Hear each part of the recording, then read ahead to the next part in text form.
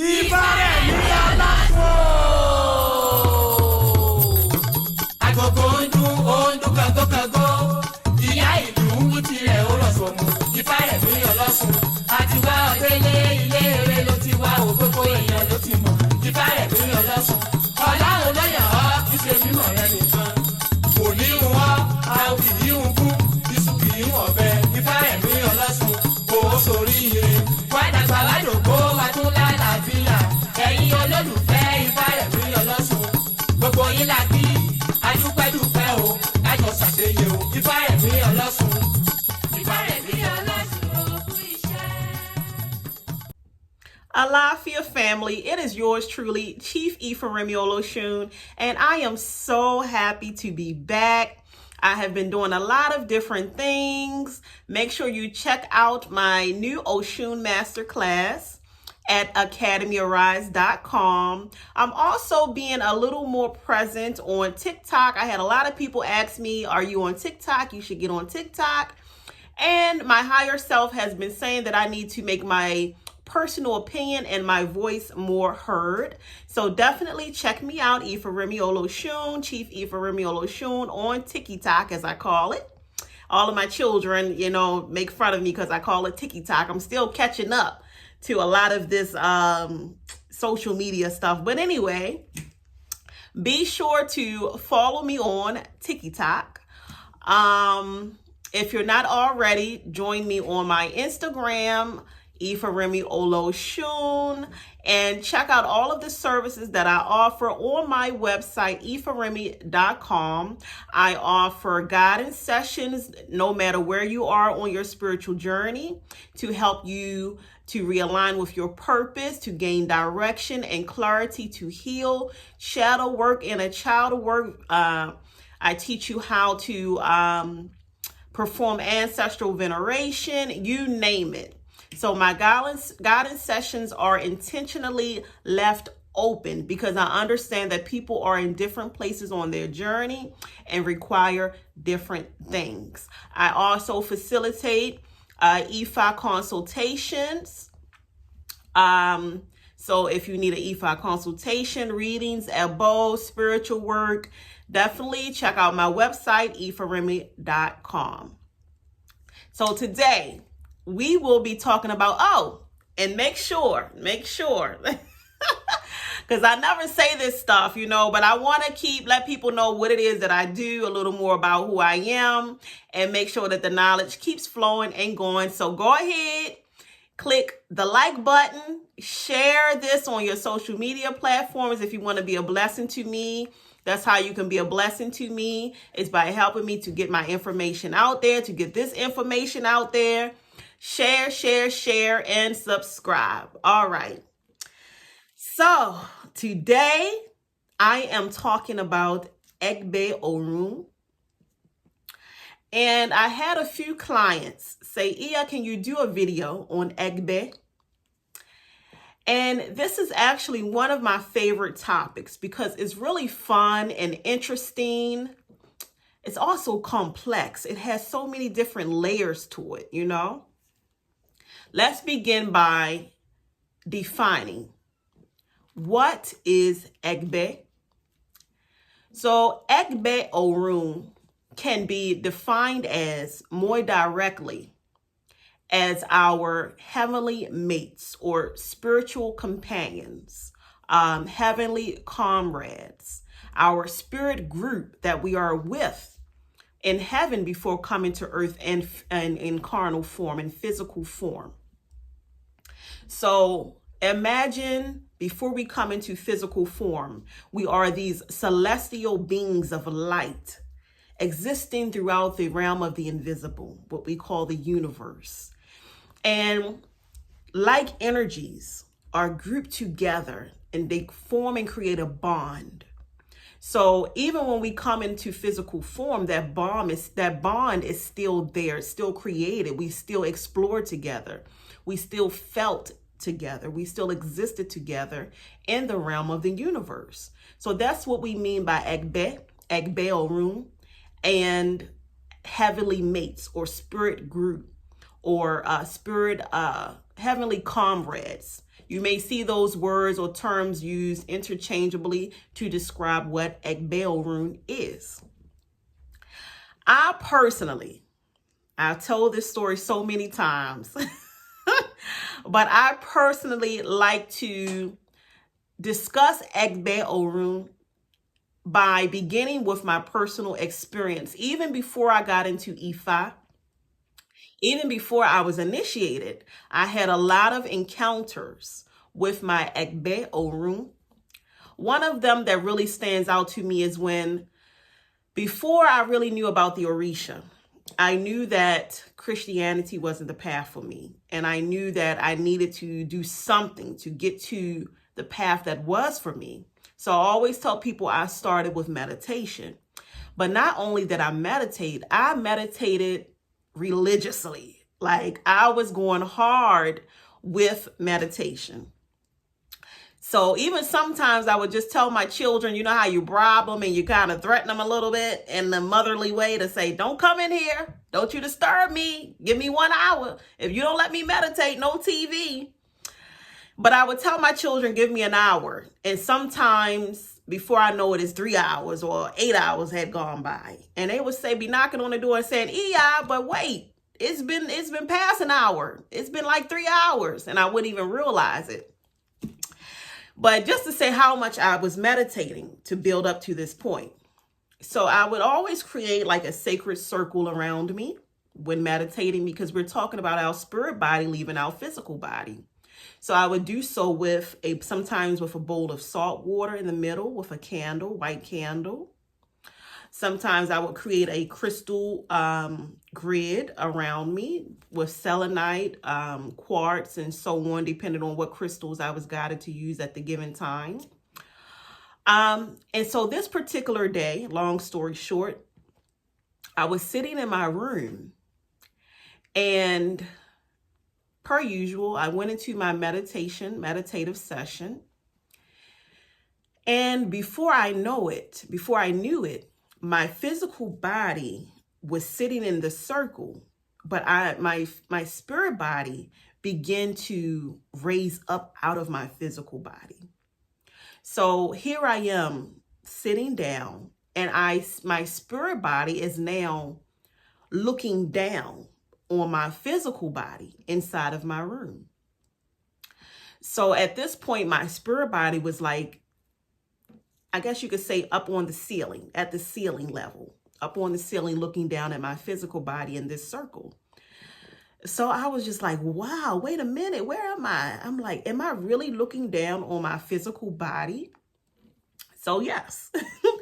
And so I was just like, oh my gosh, I couldn't believe that this was happening, but I was intrigued by it and excited by it and wowed by it. So then my inner voice, my higher self, something said, do you want to go higher? So then I went from my ceiling of my room to above my house. But it's like my house was transparent because I could still look through my house to see myself, my physical body sitting in that same spot. So now my spirit is above my house looking down, and I'm like, ooh, oh my gosh. So then something, taking it easy with me, baby steps. Then something said, do you want to go higher? So I'm like, yes, Then now I'm above my neighborhood. And then just little by little, my higher self, or the divine spirit that was guiding me at that time, it was kind of like a voice without sound that was sweet and gentle and trusting and familiar. So the voice now said, okay, do you still want to go higher? So of course I was like, yes, yes, yes. So now I'm above the whole city. Then from looking down upon the whole city, I'm like, oh my gosh, I could see all of the houses, all of the roads, tree, just the geographical, just like if you do satellite view on Google Maps or something. And so then again, do you want to go higher? I ended up being on what I will say is the moon, but I don't know if it was the moon or not, but it looked like the moon, how one would describe the moon. A white big white glowing beaming like huge planet, circular shape. And it had craters, little craters in it, and it was like milky color, and it was big, big, big. And, I knew I was sitting on it, and I was in the midst of the stars, just vast darkness with twinkles of stars around me and distant planets and things around me. And I was just like sitting on there, right? And I was just like, oh my gosh. And I'm looking down on planet Earth, and I'm looking down and I'm looking around, and it was beautiful. So I was just kind of sitting there like, okay, what do I do now? At that point, there was a group, so this is, like I said, before I knew anything about the Orisa, before I knew anything about Ifa, I'm just meditating, starting there. This is why I say it's so important to start with meditation.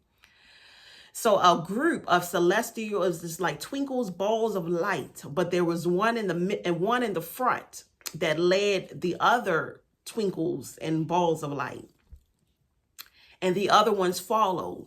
So they the such celestial group of light just floated over to where I was sitting. And the strange thing is, even though they had no physical form, no faces, no bodies, no voices, it was just energy. I didn't feel afraid. I recognized them, and I knew, it was like I knew who they were. And suddenly I began to transform and shape, because at that time I was like I guess you could say kind of like an apparition sitting on this planet. But I still had my physical form, like a ghostly kind of like appearance. When they came to meet me, I felt myself transform into just a beam of light like them. And they communicated, the leader, which was a masculine energy that I felt, communicated with me without words. So it was kind of like, came over to greet me and just was like, come on with us. So I transformed into this beam of light, and I was like, okay. So I immediately linked to them. I guess you could say clung like energy attaching. And together we flew, we traveled. So it was kind of like they wanted to show me around through the different realms and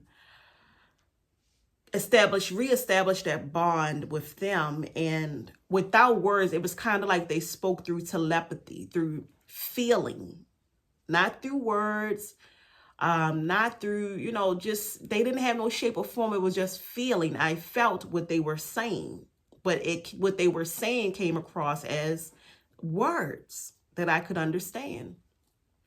So the leader and the other group members, was saying, come on. So they showed me through this. We went across the planets, and we went throughout the universe, and we just floated around, and it felt so good to be without shape, form, or no figure, just light.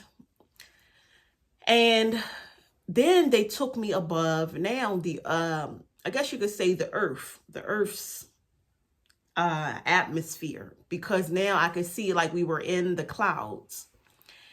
But high up above, the clouds, probably where the universe, the realm of the invisible, and the clouds would meet. So we're coasting across there, and they was just saying, look, do you see that? Do you feel that? Do you notice that? And I was like, yes. And I felt everything. I felt the trees, and I felt the water, and I could feel the energies of the people, and then I could feel everything. Like I was one with everything. And it was so exhilarating. It felt so good.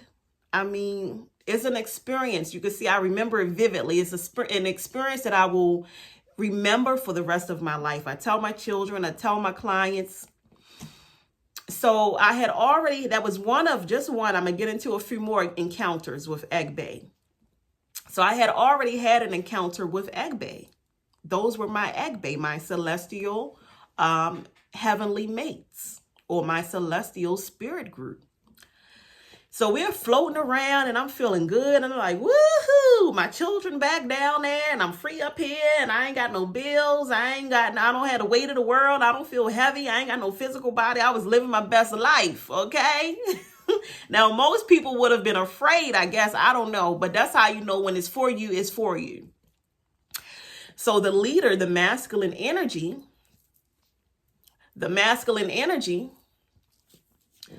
said, okay, it's time for you to go back now. Because I guess my physical body was calling for my spirit to come back. And my spirit body, maybe if it would have stayed a little longer, it would not have been able to go back. I don't know. But the masculine energy, the leader of my celestial group said, it's time for you to go back. And I was just like, I don't want to go back. I don't want to go back. And he was like, you got to go back. And I was like, no.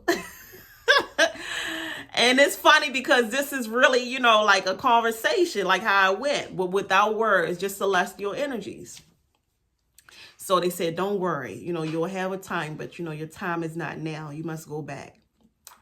So it kind of was like a rubber band popping. Ping, boom, I popped like back into my body. And I remember just sitting there in my room, in my meditative circle, just like trying to take it all in. Like, what just happened? Did I really just astral travel? Like, did I really just experience? Like, was I dreaming? Was it real? And every part of me said, like, I know that I saw it. I could still see it so vividly, right? So that is the best way to describe Egbe Orun. So I hope that defines. I wanted to begin by defining so people can get a clear picture of what are Egbe. What is Egbe Orun? Now, the word Egbe literally translates to mean group. Orun means heaven or realm of the invisible, the spiritual realm. So when we put the two together, Egbe Orun, of course, it means heavenly group or spiritual group. That's a little bit of the etymology of the meaning. So I put my notes here because I can get lost in this topic.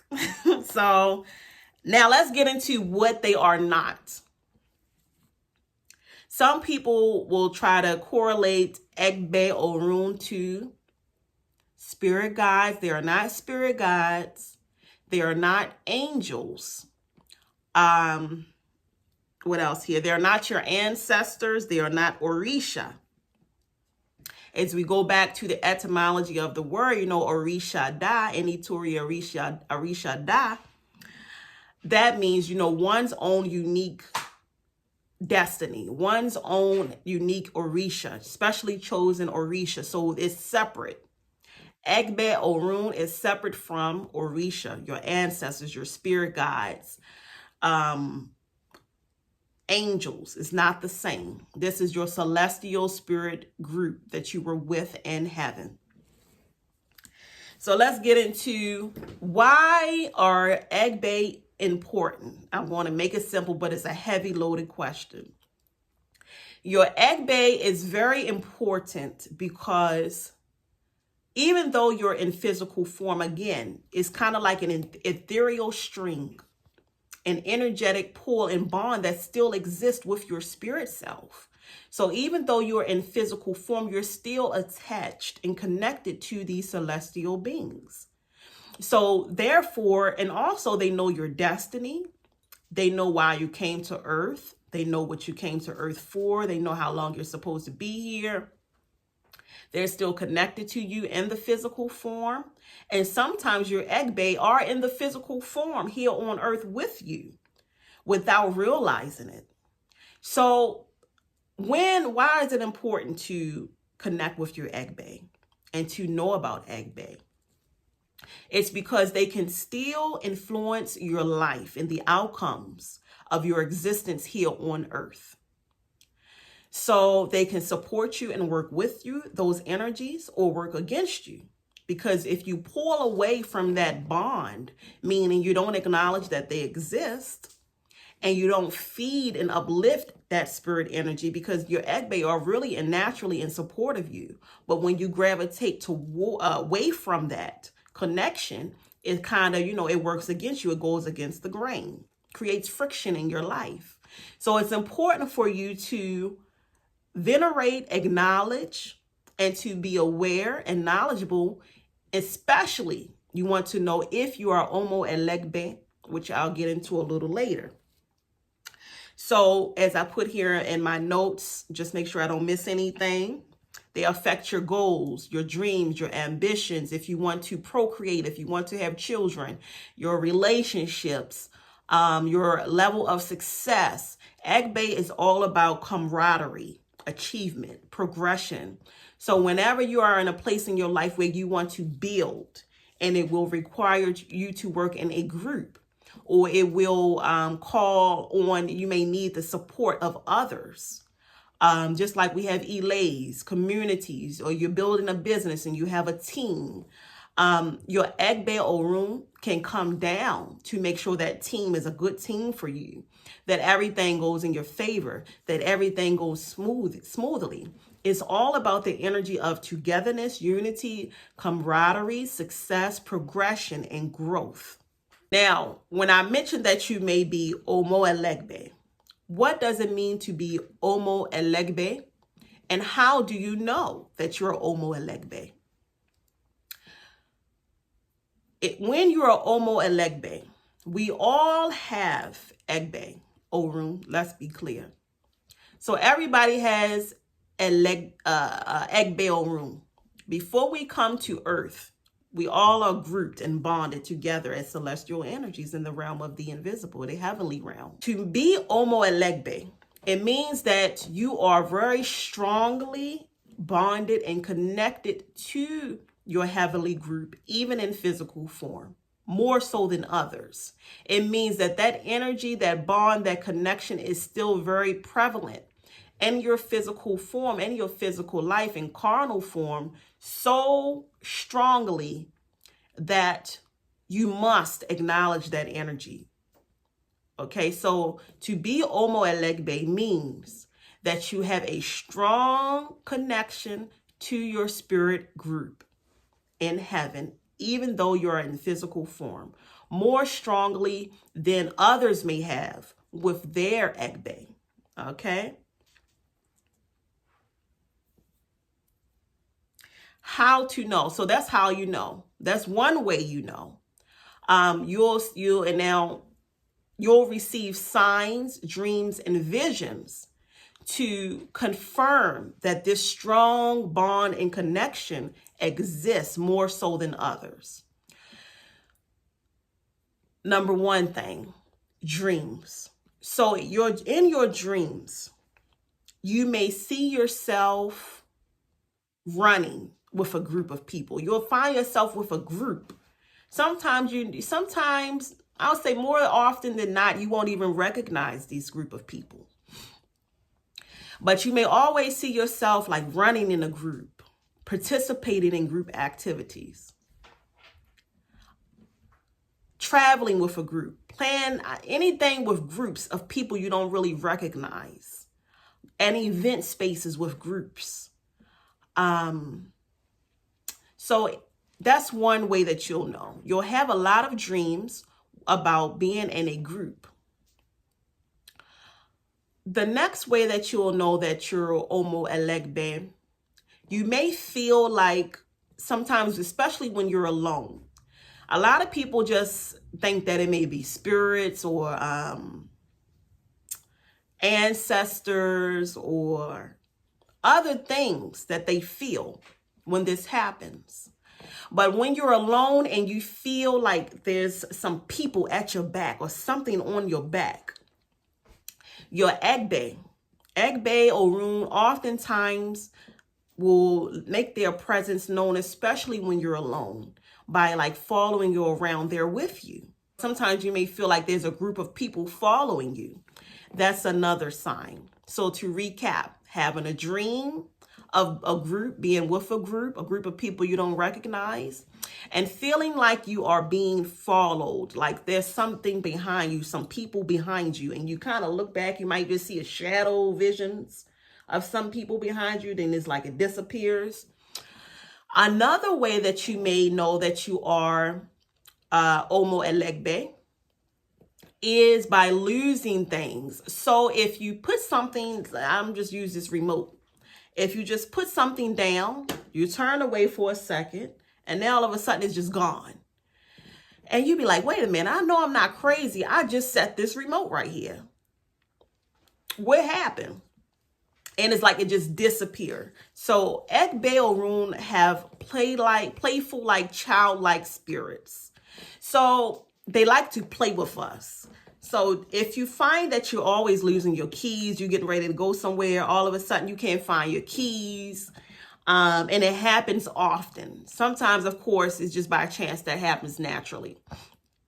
But if you find that it happens often, like, come on, not again, that's a sign as well. So losing things just out of the blue, like, how did I just lose? It was just right here. What else? Trying to think, go to my notes. So as when you were a child, and this actually happened to me. Everybody knows I like stories. Some people like my stories. I would be like, yeah, just get to the point. Okay. As a child, when I was little, I had an imaginary friend. So elegbe, as children, you may remember, or you may even witness your current children playing with this imaginary friend all the time, imaginary friends, because they can show up to comfort us if we feel alone, if we don't feel like, we can relate to anybody here, or when we are by ourselves. So I had an imaginary friend, and his name was Michael. And I remember my mother coming to my bedroom as a little girl, and I had a little dollhouse. And even though he was a boy, he would still play my dollhouse stuff with me. So my mother came into my bedroom, like kind of just in a doorway. And I saw her just standing there watching me. I'll never forget where I lived, the room, everything. And I remember my imaginary friend and what he looked like, So I remember her just standing there watching, and I was talking to him like, hey, grab this. Okay, you grab that. Oh, why are you over there? Come here. We were having a whole conversation. And so my mother was just watching, because she comes from a Christian background. So when you see somebody talking to spirits, I can imagine her mind was probably just thinking, what is this? What spirit is in our house? Who is talking to my child? So she said, who are you talking to? And I said, it's my friend. She said, your friend? What friend? And I said, you don't see him? He's sitting right there. And so she was like, no, I don't see nobody. What he look? I said, he's right there. He's a little boy. His name is Michael. And so she was just like, So the next thing I know, she had went to who we call Bishop, the bishop in our church, Pentecostal church. The next thing I know, apparently she went to the bishop. And the bishop came to our house with the holy water and the Bible, and he throwing and splashing the holy water and then here and there and walking through praying. So I guess she just interpreted it as, there's some spirits or something up in this house she'll know about, need to get up out of there. So that's another sign. If you had imaginary friends as a child, if you have dreams of, depending on, your sex, if you're a man or if you're a woman, but if you find that the opposite sex is showing up in your dreams, and they are engaging in sexual intimacy with you and doing sexual things with you, that is also a sign that you're elegbe, because we still have that bond. And like I said, when I was traveling through the realm of the invisible, the spiritual realm, there was a masculine energy leading. And I feel that same masculine presence when I have experienced this masculine energy, or sometimes, or a man. He even may appear differently at times with different faces. But with the same energy. So if you experience a man coming to you to perform sexual acts with you in your dreams, and it may feel real, like this feels so real, and you wake up and you may even have, I'll just say some biological reactions. And you like, I felt it. Because here go the evidence that I felt it. And this person, this man really came with me. Or if you're a man, this woman really came to me. And then sometimes it could be, the same sex as well. But it's just a way of showing you love and affection and giving you what you need. Well, what your egg-based spirits are drawn to you at that given time to give you what you need. It may also be a sign that you have a spiritual husband or a spiritual wife. Now, in the event that you have a spiritual husband or a spiritual wife, that could be very, I don't want to say detrimental. That's the word that's coming to me. But it can be a big ordeal depending on how present that spiritual husband and spiritual wife is in your life and how strong of a pull they have on you. Getting to my next point. If you find that your relationships don't last. So 1 minute you're happy, you're like, hey baby, hey boo, how you doing? You're kissing, you're hugging, and everything is going good, and you happy. You could be in the kitchen cooking, vibing. You leave out, you leave out of the kitchen, go in the living room, watch a little TV, you come back, and now all of a sudden your mate just switched up on you. They angry. What you in for? No, because remember you did that. I'm still pissed about that. Da, da, da.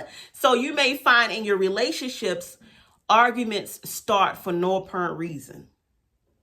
1 minute you're okay.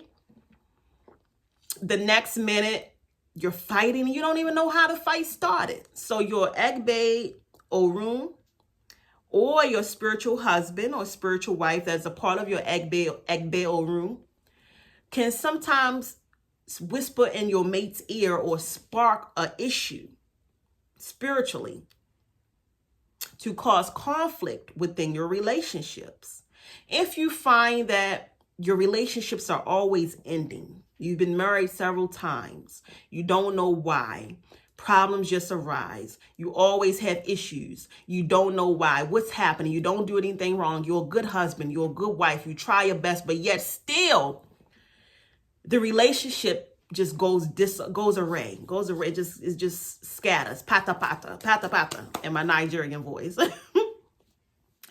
It could be your spiritual husband, spiritual wife, or your Egbe Orun.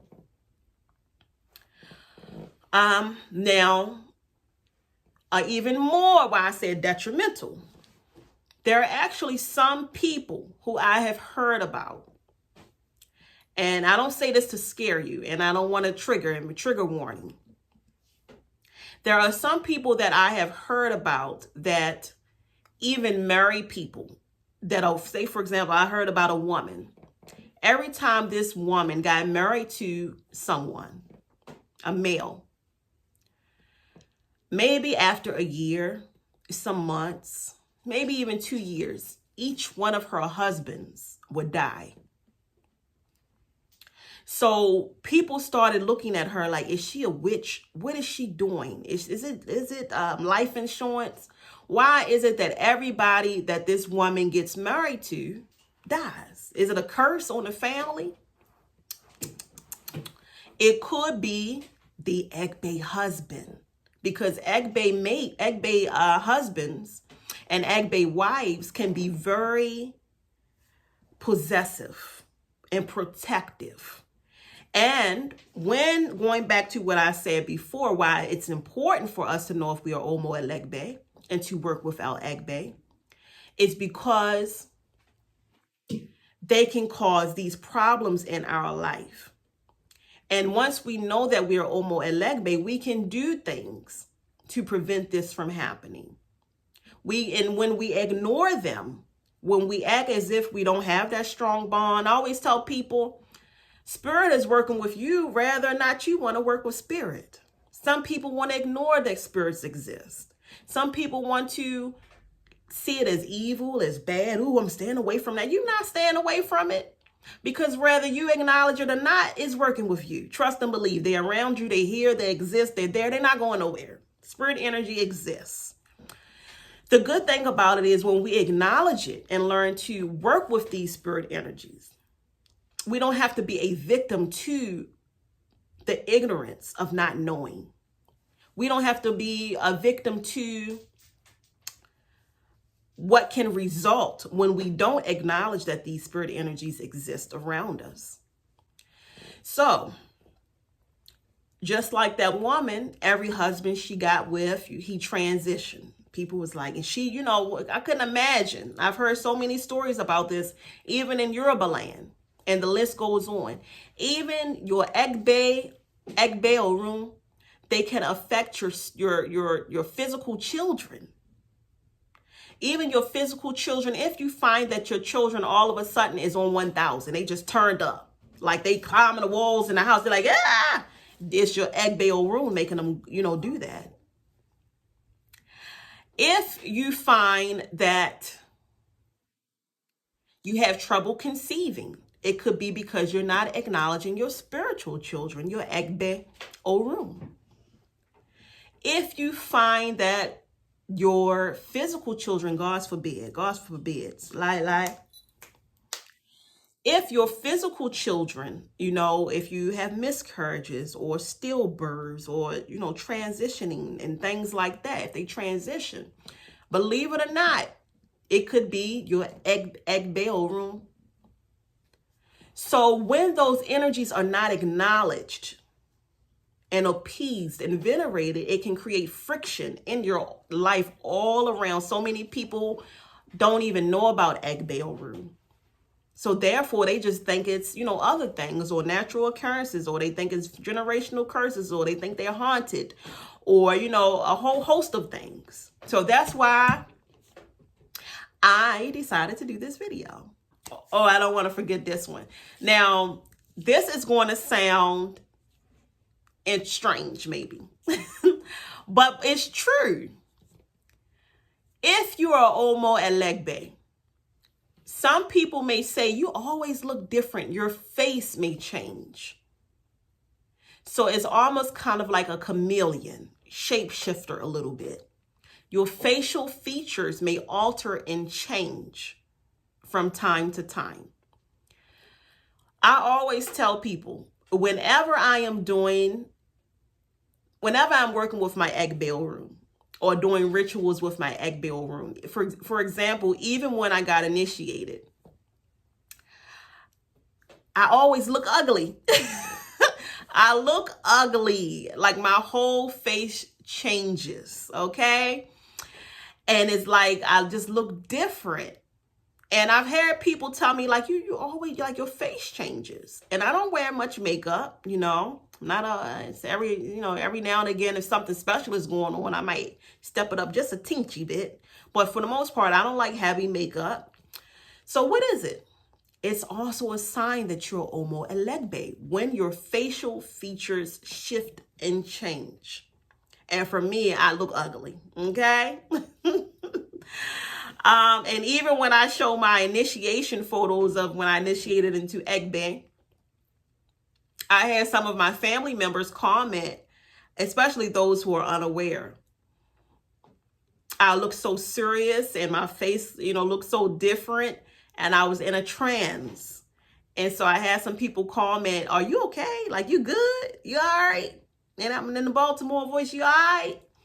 So I was like, yeah, I'm good. I was doing a spiritual initiation ceremony into Egbe because my face would change so much so. So that is also a sign that you are Omo Elegbe, if you have that chameleon thing going on. If you find that you generally, you know, you have yourself, you're normally like this, and then you got this side of you that just like, if you click a certain switch, bam, you know, you go wild. And that's why we have to get back to our indigenous cultures, traditions, and ways, because some people will say, okay, that person bipolar. Lie.